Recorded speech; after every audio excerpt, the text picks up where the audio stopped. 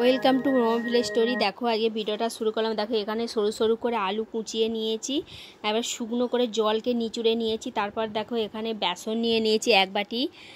তারপর দেখো এখানে পেঁয়াজ কুচোনা নিয়ে নিয়েছি এক এক করে সব। তারপর এখানে দুটো ডিম নিয়ে নিয়েছি আর কাঁচা লঙ্কা কটা কুচিয়ে নিয়েছি। তারপর দেখো এখানে দেখো এটা জিরে গুঁড়ো নিয়ে নিয়েছি। তারপর দেখো এখানে ধনে গুঁড়ো নিয়েছি।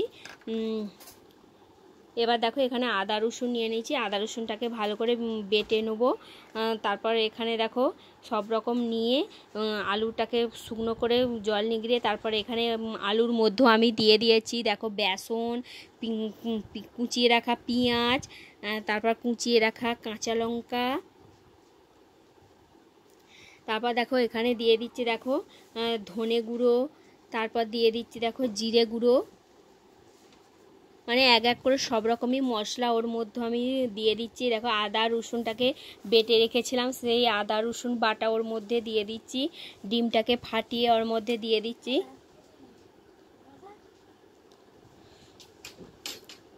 তারপর দেখো আমি একটু অল্প করে আমি খাবার সোঁটাও ওর মধ্যে দিয়ে দিয়েছি। তারপর এখানে দেখো লঙ্কার গুঁড়ো, হলুদের গুঁড়ো, লবণ দিয়ে দিচ্ছি। দিয়ে ওইটাকে ভালো করে একসঙ্গে মাখিয়ে নেবো। মাখিয়ে রেখে কিছুক্ষণের জন্য আমি ওইটাকে চাপা দিয়ে রাখবো। চলো বন্ধুরা পুরো ভিডিওটা দেখতে থাকো আজকে আমি কি বানাবো।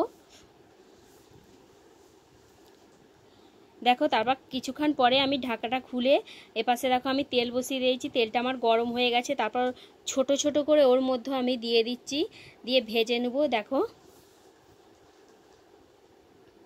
দেখো কি সুন্দর ছোট ছোট দিয়েছিলাম, সেটা ফুলে দেখো কত বড় বড় হয়ে গেছে। দেখো বাড়িতেই কিছু থাকা উপকরণ দিয়ে এটা বানিয়েছি। দেখতে যেন পুরো যেন মাংসর পকোড়ার মতন দেখিয়েছে। কি সুন্দর গোলাপি গোলাপি লাল লাল করে ভেজে নিয়েছি। বন্ধুরা কেমন লাগলো রেসিপিটা দেখো। তারপর এত সুন্দর মুচমুচে হয়েছে। যদি ভালো লেগে থাকে একটা লাইক করো, কমেন্ট করে জানাবে, একটা সাবস্ক্রাইব করো। ভিডিওটা দেখার জন্য অসংখ্য ধন্যবাদ। আমি ভিডিওটা এখানেই শেষ করলাম।